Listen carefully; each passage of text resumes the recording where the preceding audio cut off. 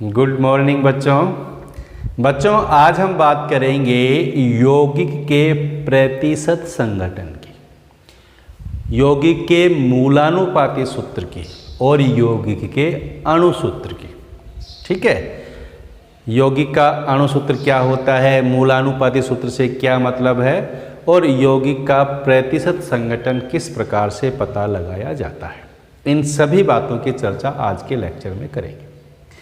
बच्चों हम पढ़ रहे हैं 11th क्लास केमिस्ट्री का फर्स्ट चैप्टर जिसका नाम है बेसिक कॉन्सेप्ट ऑफ केमिस्ट्री, और आज हम देख रहे हैं इस चैप्टर का लेक्चर नंबर 9।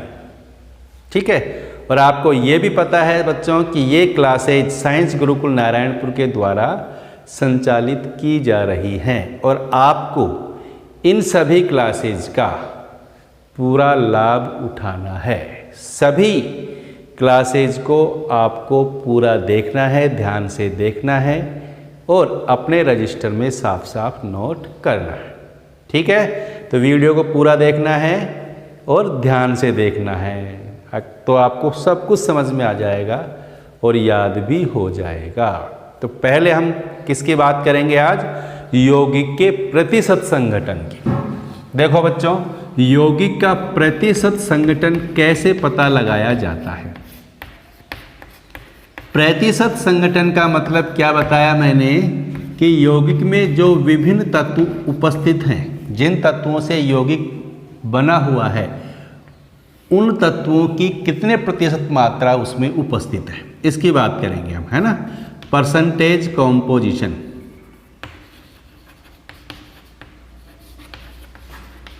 कॉम्पोजिशन, यौगिक में उपस्थित किसी तत्व का प्रतिशत मात्रा कैसे पता लगाएंगे, कैसे पता लगाएंगे। देखो, प्रतिशत संघटन का मतलब ही क्या है, प्रतिशत संघटन, किसी भी यौगिक का प्रतिशत संघटन यानी वह यौगिक जिन तत्वों से मिलकर के बना हुआ है उन सब की प्रतिशत मात्राएं कितनी हैं, उसे क्या कह देते हैं हम, यौगिक का प्रतिशत संघटन। और यौगिक में उपस्थित तत्व की प्रतिशत मात्रा कैसे पता लगाएंगे, तो तत्व की प्रतिशत मात्रा बराबर होगा क्या, तत्व का द्रव्यमान बटा यौगिक का आणविक द्रव्यमान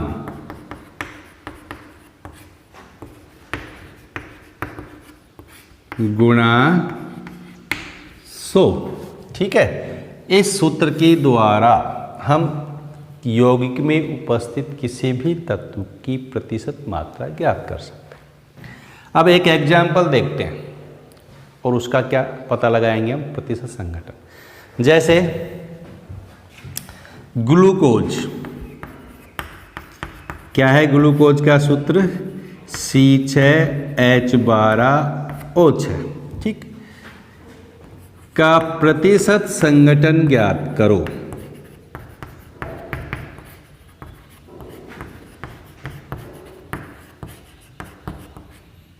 ठीक है, अब प्रतिशत संघटन ज्ञात करने का मतलब क्या है, ग्लूकोज में जो कार्बन है, हाइड्रोजन है और ऑक्सीजन है, इनकी प्रतिशत मात्राएं पता लगानी है।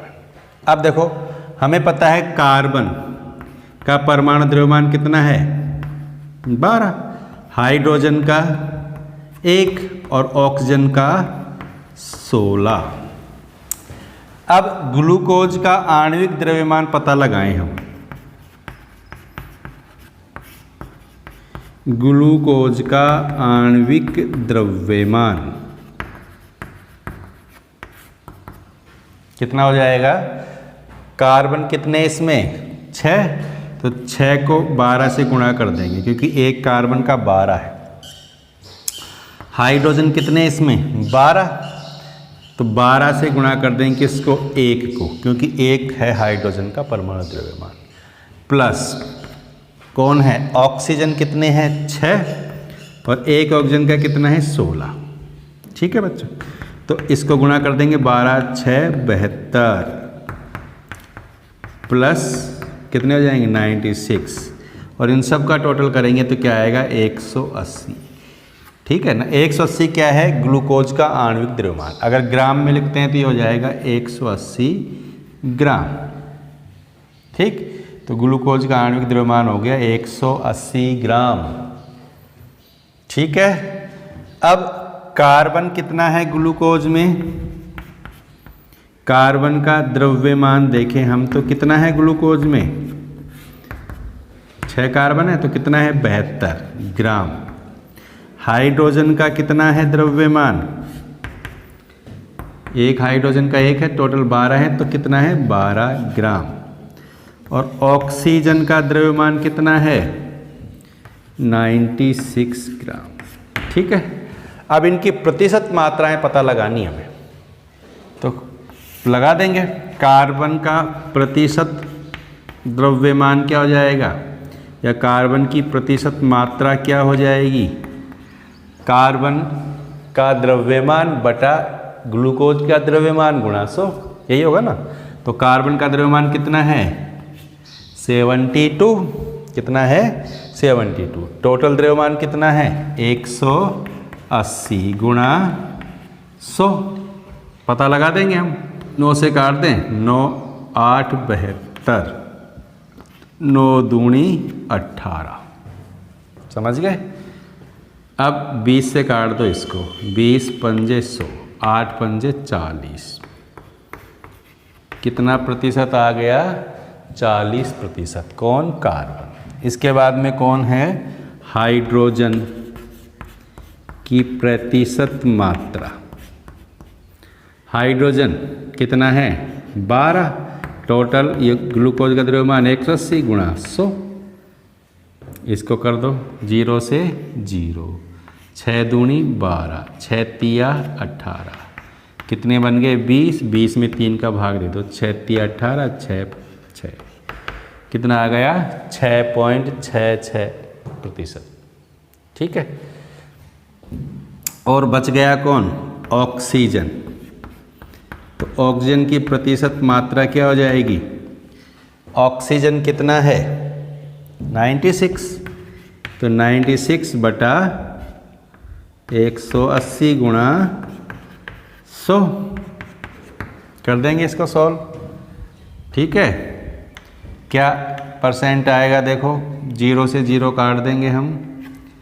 अब 18 का भाग दे दो इसमें, 18 पंजे 90, बच गए कितने 6, 10 इधर है तो बन गए 60, यानी 18 30 54, बच गए 6, फिर 18 30 54, फिर 6 बच गए 18 30 54, 53.33।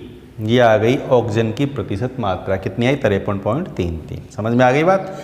हाइड्रोजन की प्रतिशत मात्रा 6.66 आ गई, कार्बन की प्रतिशत मात्रा 40 आ गई, और ऑक्सीजन की प्रतिशत मात्रा आ गई 53.33। समझ गए।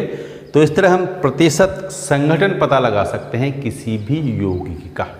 क्लियर है। और एग्जाम्पल देखते हैं हम। तो ये एग्जाम्पल समझ में आ गया ना सबको, ठीक है बच्चों। तो इसको नोट करो अपने नोटबुक के अंदर। देखो CH4 किसका सूत्र है ये, मेथेन में कार्बन व हाइड्रोजन की प्रतिशत मात्रा क्या करनी है, ज्ञात करनी है। CH4 में कार्बन और हाइड्रोजन की प्रतिशत मात्रा पता लगाइए। लगा देंगे। कार्बन का कितना होता है 12, हाइड्रोजन का 1। ठीक। अब CH4 का द्रव्यमान क्या है, CH4 का आणविक द्रव्यमान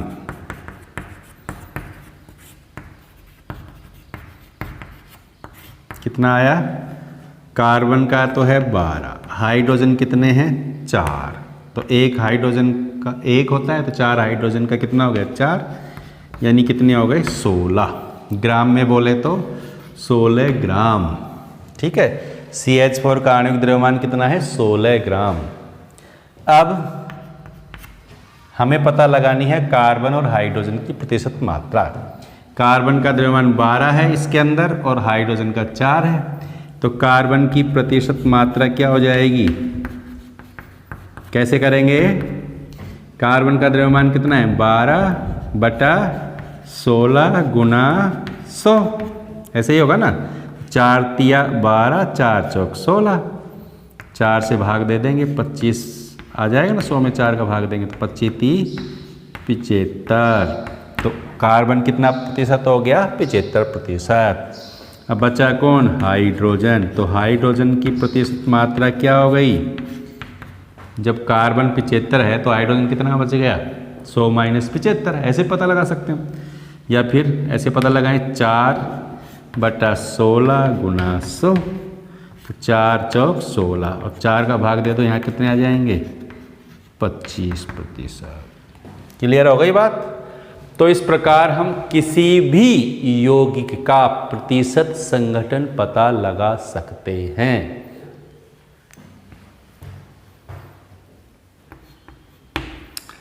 एक तो होता है मूलानुपाती सूत्र, इसको बोलते हैं इंपेरिकल फॉर्मूला।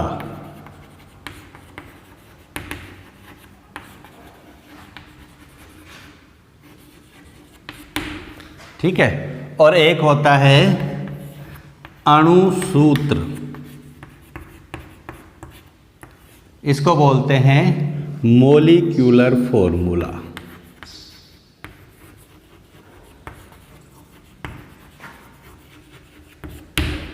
ठीक है। मूलानुपाती सूत्र क्या होता है? पहले हम इसकी बात करते हैं। मूलानुपाती सूत्र यौगिक में उपस्थित तत्व के परमाणुओं की जो संख्या है उसको सरल अनुपात में लिखते हैं, तो वो कौन सूत्र है? मूलानुपाती सूत्र। और यौगिक में उपस्थित तत्व के परमाणुओं की संख्या को वास्तविक रूप में दर्शाया जाता है, यानी तत्व की वास्तविक संख्या को जिस सूत्र के द्वारा दर्शाया जाता है वो कौन सूत्र होता है? अणुसूत्र। तो यहाँ पर तो तत्वों की संख्या को कैसे दर्शाते हैं? सरल अनुपात में। तत्व के परमाणुओं की संख्या को सरल अनुपात में लिखा जाता है। ठीक। और यहाँ पर तत्व के परमाणुओं की संख्या को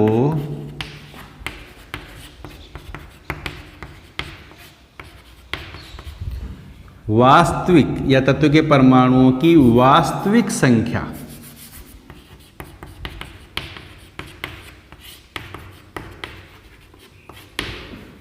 को व्यक्त करता है कौन? अणुसूत्र। तत्वों के परमाणुओं की वास्तविक संख्या को व्यक्त करता है तो कौन सूत्र है? अणुसूत्र। और तत्वों के परमाणुओं की संख्या के सरल अनुपात को दर्शाता है तो वो है मूलानुपाती सूत्र। कैसे? जैसे मान लीजिए हम ग्लूकोज का ही एग्जाम्पल लेते हैं। ग्लूकोज का सूत्र क्या है? C6H12O6। ये क्या है? ग्लूकोज का अणुसूत्र है।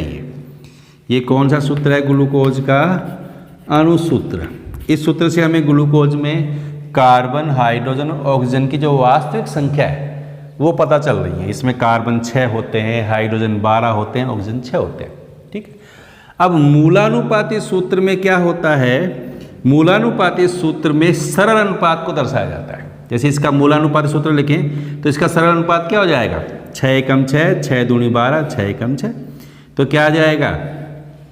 1, 6 दूनी 12, 2, 6 × 6 O, तो C1H2O1। ये कौन सा सूत्र हो गया ग्लूकोज का? ये है ग्लूकोज का मूलानुपाती सूत्र। क्या हो गया? मूलानुपाती सूत्र। समझ में आ गई ना बात? ये तो वास्तविक संख्या को दर्शा रहा है और ये सरल अनुपात को दर्शा रहा है। अब दूसरा एग्जाम्पल देखें, जैसे बेंजीन। बेंजीन का सूत्र क्या है? C6H6। अब बेंजीन का मूलानुपाती सूत्र बताओ, लिखो, दिखा आप अपनी कॉपी में लिखो। लिख दिया? बिल्कुल सरल। 6 × 6, 6 × 6, क्या आया? C1H1 या CH, यही आया ना। तो ये हो गया बेंजीन का मूलानुपाती सूत्र और ये हो गया बेंजीन का अणुसूत्र। क्या है दोनों में अंतर, समझ में आ गई बात। अब देखो, अगर मूलानुपाती सूत्र को, जैसे हम यहाँ 6 का भाग दिया, 6 कम 6, 6 दूनी 12, 6 कम 6, इसको हम वापस 6 से गुणा कर दें तो क्या आ जाएगा, वापस अणुसूत्र। यदि मूलानुपाती सूत्र को 6 से गुणा कर दें वापस तो अणुसूत्र आ जाएगा ना इसका। इसी तरह इसी तरह बेंजीन के जो मूलानुपाती सूत्र उसको भी 6 से गुणा कर दें तो वापस बेंजीन का अणुसूत्र आ जाएगा। क्लियर हो गई ना बात। तो यहाँ ये संख्या है, मूलानुपाती सूत्र को इस संख्या से गुणा कर देते हैं तो अणुसूत्र आ जाता है। या हम कह सकते हैं, देखो यहाँ पर अणुसूत्र बराबर होता है n कोई संख्या है, जैसे ये संख्या यहाँ पर 6 है, गुणा मूलानुपाती सूत्र, ये ध्यान रखेंगे, ठीक। n गुणा मूलानुपाती सूत्र कर दें तो क्या आ जाएगा, अणुसूत्र। अब n का पता कैसे चलेगा, देखो n का पता कैसे चलेगा, दो तरह से पता लगा सकते हैं हम n का। कैसे, एक तो हम अणुसूत्र में मूलानुपाती सूत्र का भाग देते हैं तो n की वैल्यू आ जाएगी, लेकिन जब हमें पहले ही अणुसूत्र पता है तो फिर n की वैल्यू पता लगाने की जरूरत ही नहीं। तो हम क्या करें, कैसे पता लगाएंगे n का मान, इस n का मान कैसे पता लगाएंगे। इसके लिए हम क्या करते हैं, अणुसूत्र का जो भार है, यानी जो अणुभार है या आणविक द्रव्यमान जो है, उसमें मूलानुपाती सूत्र का जो भार है उसका क्या दे देंगे, भाग, ठीक। अणुभार में मूलानुपाती सूत्र के भार का भाग दे देंगे, या आणविक द्रव्यमान में मूलानुपाती सूत्र का जो द्रव्यमान है उसका भाग दे दो तो आ जाएगा n। जैसे यहाँ पर n 6 आया। अब देखो ग्लूकोज का आणविक द्रव्यमान क्या है, क्या है ग्लूकोज का आणविक द्रव्यमान, 180। अभी थोड़ी देर पहले भी निकाला था हमने। कार्बन का 12 छिके 72, हाइड्रोजन 12, तो 72 12 84 हो गए। ऑक्सीजन 6, एक ऑक्सीजन का होता है 16, 16 से 96 और 84 कितने हो गए, 180। तो 180 तो हो गया ग्लूकोज का आणविक द्रव्यमान, अगर ग्लूकोज के लिए देखें अपन। और ग्लूकोज की मूलानुपाती सूत्र का भार क्या हो गया, 1 कार्बन 2 हाइड्रोजन 1 ऑक्सीजन, पता लगाओ। कार्बन का 12, ऑक्सीजन का 16, 12 और 16 28। हाइड्रोजन के कितने होते हैं, 2 हाइड्रोजन है तो 2, तो 28 2 30, समझ में आ गई। 12 16 और 2, तो 12 और 16 28 और 2 30, यानी मूलानुपाती सूत्र जो है ग्लूकोज का, उसका भार कितना हो गया, 30। तो यहाँ 30 का भाग दे देंगे, कितना आ गया, 6। यही जो संख्या आ गई ना, देखो वही संख्या आ गई, यानी जो n की वैल्यू है वो पता लग गई हमें। क्लियर। इसी तरह बेंजीन के लिए हम पता लगा सकते हैं n की वैल्यू। कैसे पता लगाएंगे, बेंजीन के आणविक सूत्र के भार में बेंजीन के मूलानुपाती सूत्र का भाग दे करके पता लगा सकते हैं। ठीक है। बेंजीन का अणु भार क्या है, देखो 12 छिक 72, ठीक है। हाइड्रोजन 6, 72 और 6 78, और ये एक ही कार्बन एक ही हाइड्रोजन है, तो 12 और 1 13, यानी बेंजीन का आणविक सूत्र का भार तो क्या है 78। बेंजीन के मूलानुपाती सूत्र का भार कितना है 13, 13 छिकी 78, वही संख्या आ गई। ठीक है, समझ में आ गई ना। तो n की वैल्यू अगर हमें पता लगानी है, इस n की वैल्यू पता लगानी है, तो आणविक सूत्र का जो भार है या आणविक द्रव्यमान जो है उसमें मूलानुपाती सूत्र के द्रव्यमान का क्या देना है, हमें भाग देना है। तो पता लग जाएगी हमें n की वैल्यू, और उस n की वैल्यू को मूलानुपाती सूत्र से गुणा कर देंगे तो पता लग जाएगा हमें यौगिक का अणुसूत्र। क्लियर। कैसे पता लगाएंगे अणुसूत्र, ठीक है। अब इस पर आधारित 1-2 क्वेश्चन हम सोल्व करेंगे। करें, समझ में आ गया ना सबको। देखो यहां ध्यान रखना है, मूलानुपाती सूत्र क्या है, जिसमें तत्व के परमाणुओं की संख्या को सरल अनुपात में दर्शाते हैं।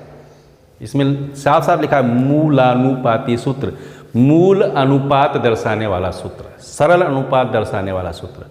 और अणुसूत्र जो यौगिक में उपस्थित तत्व की वास्तविक संख्या को दर्शाता है, तत्व के परमाणुओं की वास्तविक संख्या को दर्शाता है, वो क्या है? अणुसूत्र। क्लियर? अब मूलानुपाती सूत्र और अणुसूत्र में क्या संबंध है? अणुसूत्र बराबर होता है n गुणा मूलानुपाती सूत्र, ये ध्यान रखेंगे। और n की वैल्यू पता लगाएंगे आणविक सूत्र का द्रव्यमान बटा मूलानुपाती सूत्र का द्रव्यमान। क्लियर बच्चों? No problem? ठीक है, तो नोट करो इसको।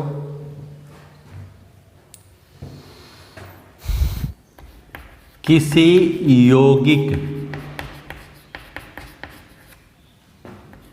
का मूलानुपाती सूत्र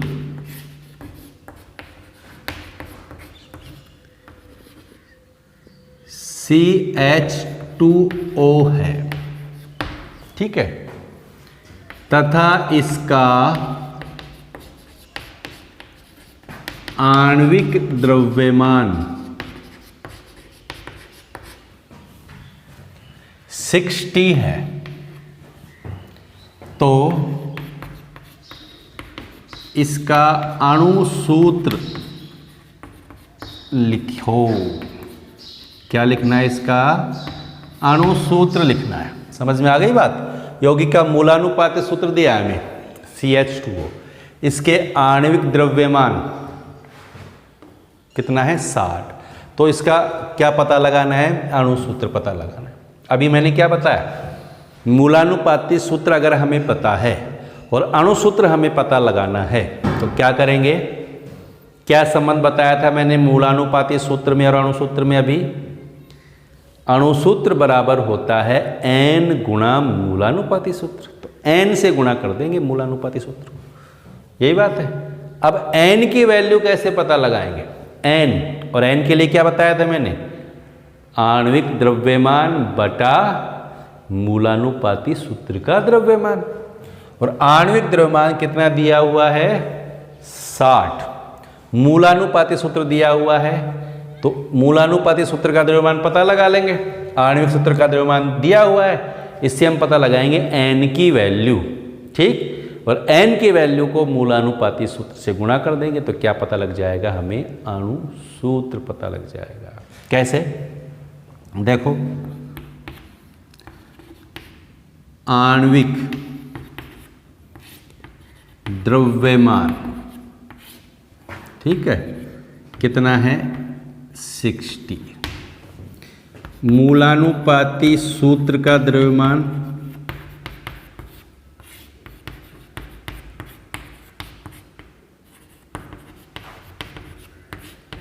कितना है? पता लगाओ। कार्बन 12, हाइड्रोजन 2, ऑक्सीजन का कितना होता है? 16। तो 12 और 2 14, 16 कितना हो गया? 30, ठीक। अब n की वैल्यू पता लगाएंगे हम, तो n बराबर क्या है? आणविक द्रव्यमान बटा मूलानुपाती सूत्र का द्रव्यमान। आणविक द्रव्यमान 60 बटा 30 बराबर 2। तो n की वैल्यू क्या आई? 2 आ गई। अब अणुसूत्र बराबर क्या है? n गुणा मूलानुपाती सूत्र। अब n की वैल्यू क्या आई? हमने पता लगाया n की वैल्यू 2।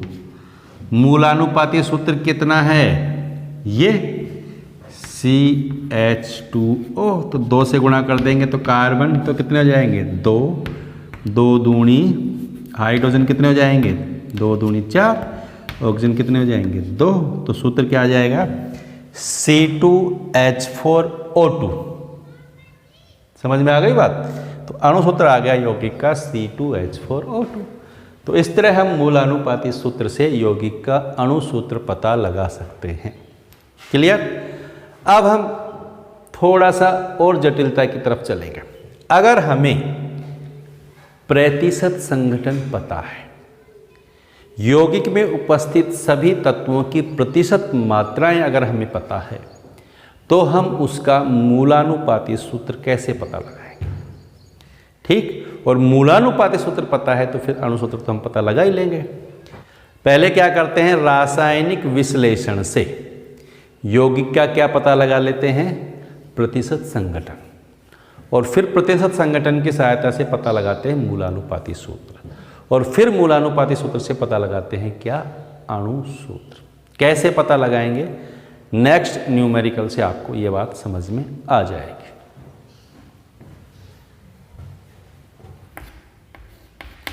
एक कार्बनिक यौगिक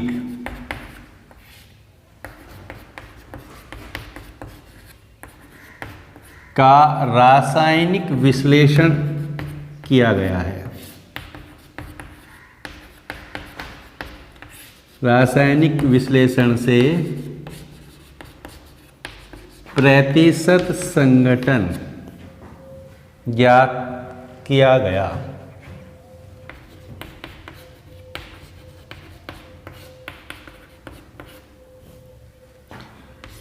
इसमें कार्बन, हाइड्रोजन व ऑक्सीजन की प्रतिशत मात्राएं क्रमशः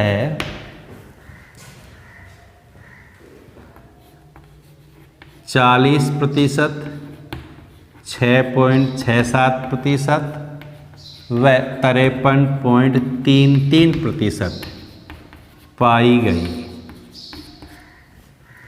यदि इसका आणविक द्रव्यमान 180 है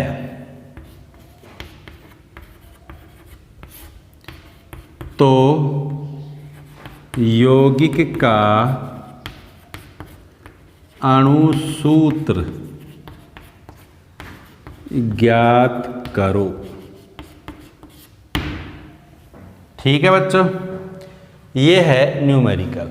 ये सवाल दिया हुआ है कि कोई कार्बनिक यौगिक है और रासायनिक विश्लेषण द्वारा उसके प्रतिशत संघटन का पता चलता है। उसमें कार्बन, हाइड्रोजन, ऑक्सीजन की प्रतिशत मात्राएं पता लगाई गई, ठीक है, और उसका आणविक द्रव्यमान भी पता लगाया गया, तो उसका अणुसूत्र क्या होना चाहिए। अब ये कैसे पता लगाएंगे, देखो इसके लिए हम 3 स्टेप करेंगे। इसके लिए पहले तो हम पता लगाएंगे क्या, मूलानुपाती सूत्र, और फिर मूलानुपाती सूत्र से पता लगाएंगे उसका अणुसूत्र। कैसे,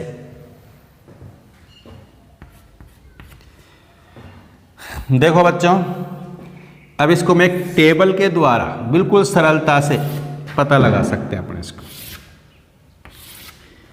यहां तो लिख देंगे हम प्रतिशत मात्राएं,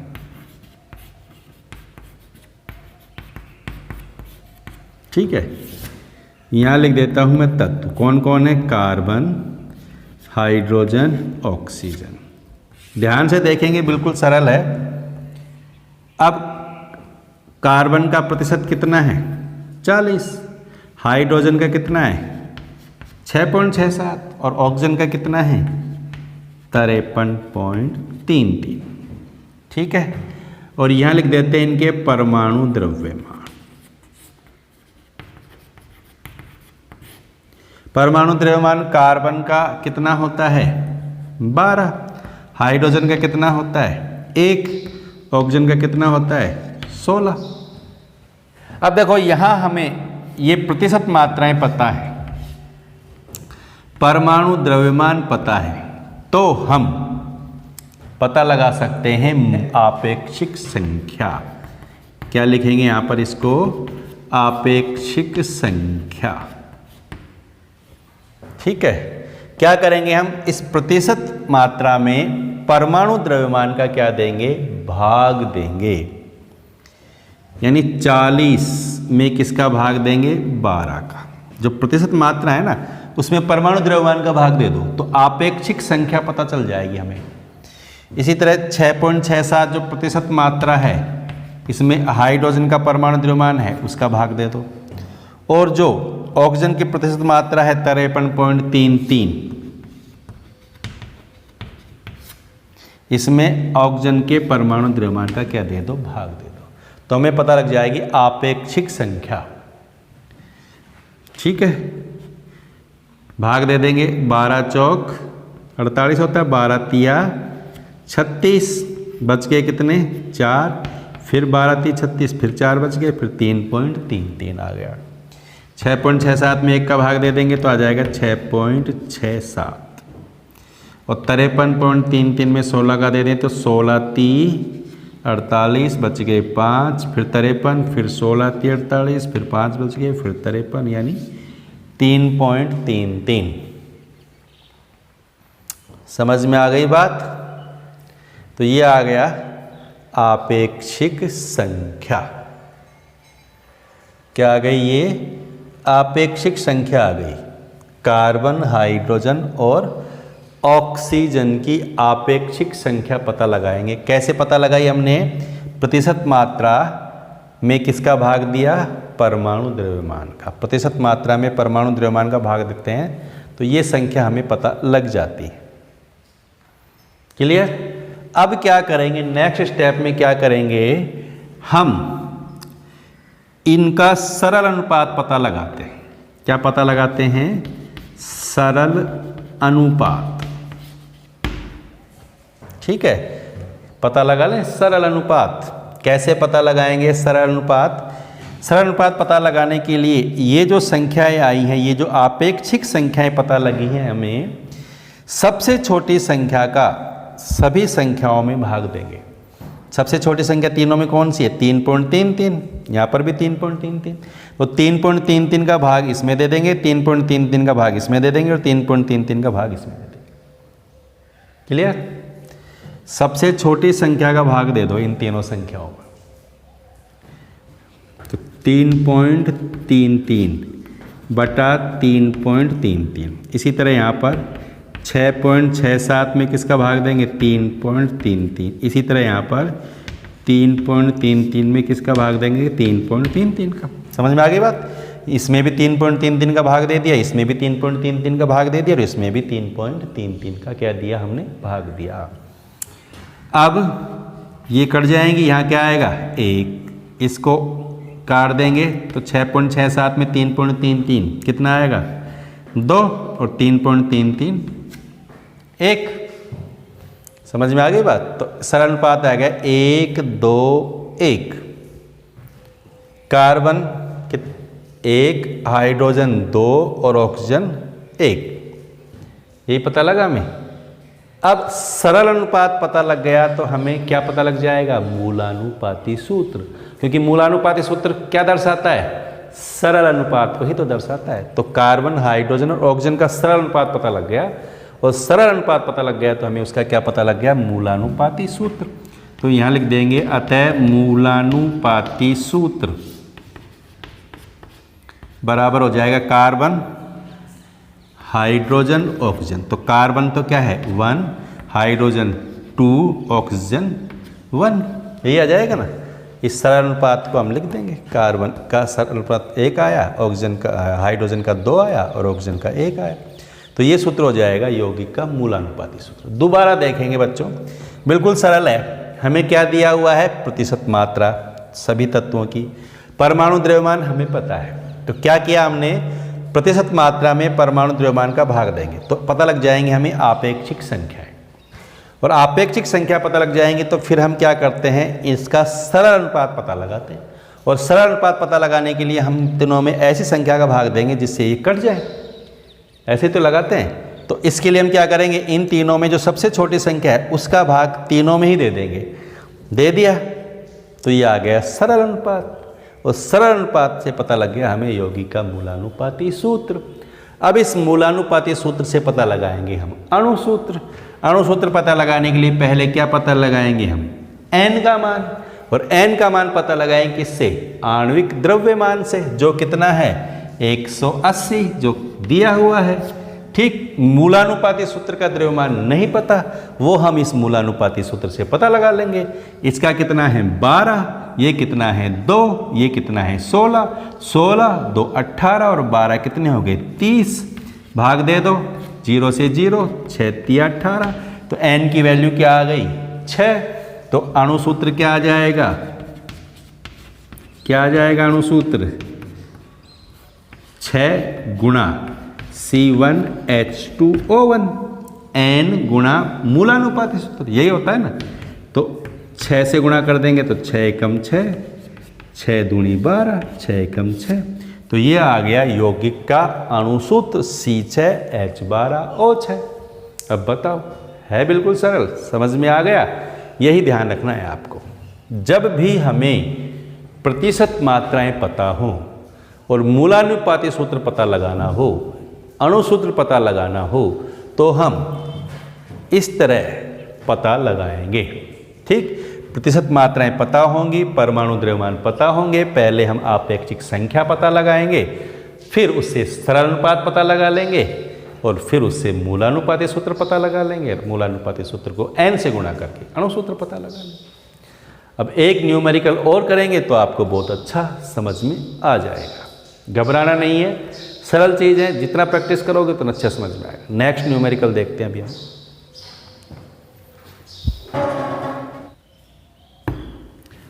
एक यौगिक का प्रतिशत संगठन पता लगाया गया, जिसमें 4.07% तो हाइड्रोजन है, 24.27% क्या है, कार्बन है, और 71.65% क्लोरीन है।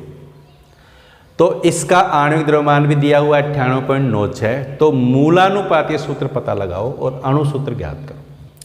तो सेम उसी तरह पहले हम वो टेबल बना लेंगे। सबसे पहले क्या लिखेंगे हम, तत्व, उसके बाद तत्व की प्रतिशत मात्रा, ठीक, उसके बाद क्या लिखेंगे, तत्व का परमाणु द्रव्यमान,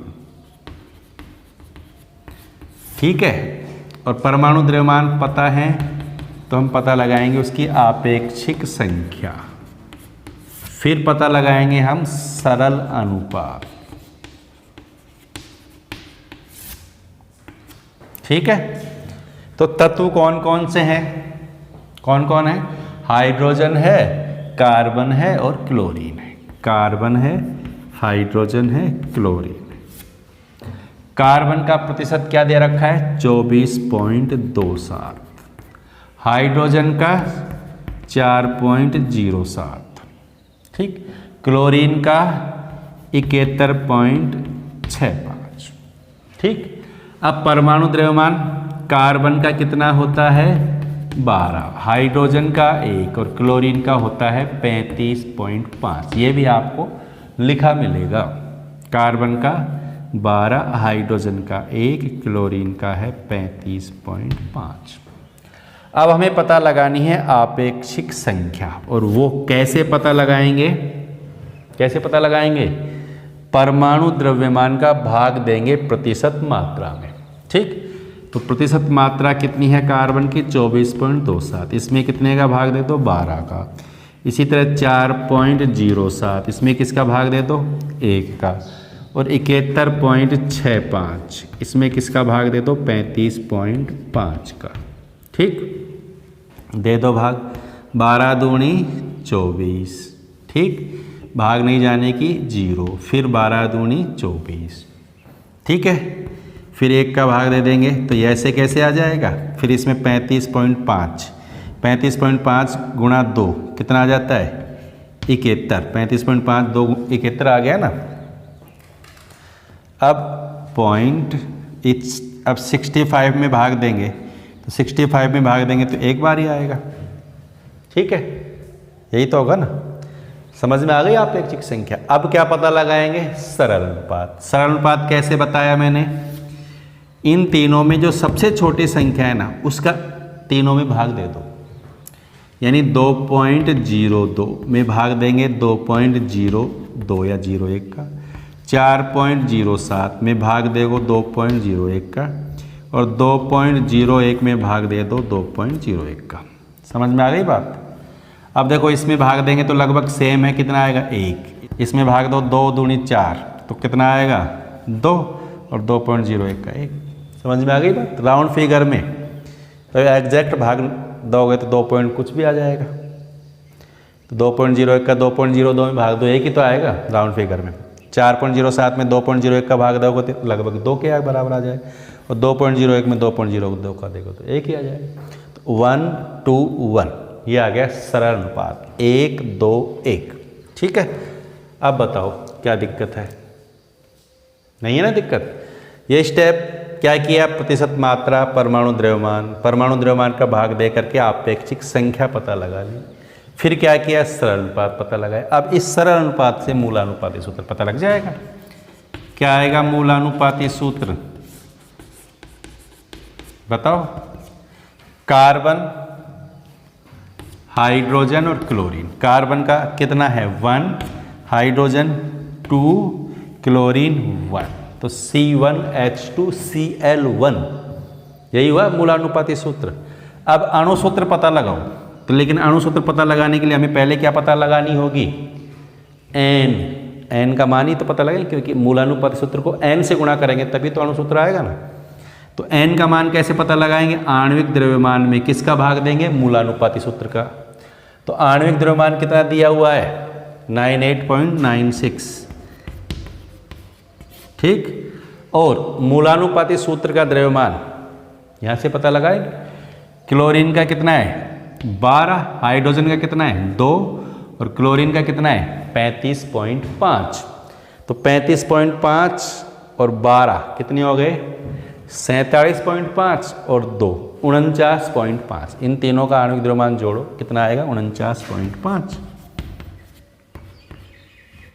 98.96, तो लगभग 99 हो गए ना। और ये 49.5 को 2 से गुणा करेंगे तो 99 आ जाएगा, यानी इसका इसमें भाग देंगे तो राउंड फिगर में 2 आएगा। समझ गए? इसके इसमें भाग 2, राउंड फिगर में 2 ही आएगा। 2 आ गई क्या? n की वैल्यू। अब अणु सूत्र क्या होता है? n यानी 2 गुणा मूलानुपाती सूत्र यानी C1H2Cl1, तो क्या आ जाएगा? C2H4Cl। ठीक, तो ये आ जाएगा यौगिक का अणु सूत्र C2H4Cl2। समझ में आ गई बात? बिल्कुल ठीक है बच्चों। तो इस तरह हम पता लगा सकते हैं यौगिक का मूलानुपाती सूत्र और अणु सूत्र। कैसे? जब प्रतिशत मात्राएं पता दी, जब हमें प्रतिशत मात्राएं पता हो तो हम यौगिक के मूलानुपाती सूत्र और अणु सूत्र आसानी से ज्ञात कर सकते हैं। समझ में आ गया ना आपको? बिल्कुल। कितने स्टेप में बताया? सबसे पहले क्या लिखेंगे हम? तत्व, फिर उसके बाद में उसकी प्रतिशत मात्राएं जो दी गई हैं, फिर उसका परमाणु द्रव्यमान पता लगाएंगे, प्रतिशत मात्रा में परमाणु द्रव्यमान का भाग देंगे, आपेक्षिक संख्याएं, और फिर आपेक्षिक संख्याओं का सरल अनुपात पता लगा लेंगे। तो उससे पता लग जाएगा हमारे मूलानुपाती सूत्र, और मूलानुपाती सूत्र को n से गुणा कर देंगे तो पता लग जाएगा अणु सूत्र। और n का पता लगाने के लिए मूलानुपाती सूत्र का भाग देंगे, मूलानुपाती सूत्र के भार का भाग देंगे अणु सूत्र के भार में। तो ये हमें ध्यान रखना है। बहुत सरल टॉपिक है। अगर आपने इस वीडियो को ध्यान से देखा है तो ये टॉपिक आपको बहुत ही अच्छी तरह से समझ में आएगा। ठीक है बच्चों, जिसने अभी भी चैनल को सब्सक्राइब नहीं किया है वो चैनल को सब्सक्राइब करें, लाइक करें और शेयर करें, और इसको अपनी नोटबुक में नोट करें, ध्यान से देख देख करके, समझ करके।